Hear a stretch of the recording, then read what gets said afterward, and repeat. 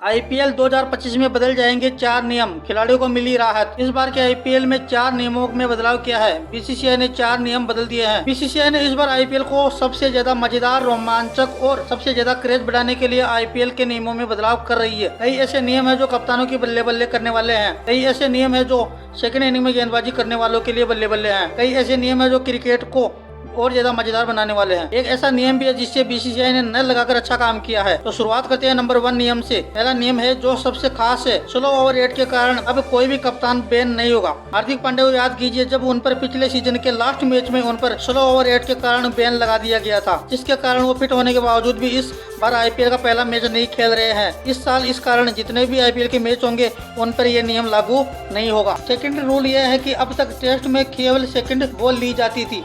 इस बार कहा गया है कि अगर बॉलिंग करने वाली टीम चाहे तो नई गेंद का इस्तेमाल कर सकती है। रूल नंबर 3, अब आप गेंद पर थूक या सलाइवा लगा सकते हैं। कोविड-19 के बाद मना कर दिया गया था, गेंद पर थूक या सलाइवा लगाने पर मनाही थी, और अब आप इम्पैक्ट प्लेयर को भी कंटिन्यू कर सकते हैं। ये बात आई है कि अब कप्तानों को डीमेरिट पॉइंट मिलेंगे। धीमी गति के कारण कप्तानी को बैन नहीं किया जाएगा। अब उन पर डीमेरिट पॉइंट 3 साल तक रहेंगे। अब उन पर बैन नहीं होगा, केवल उनकी मैच फीस काटी जाएगी।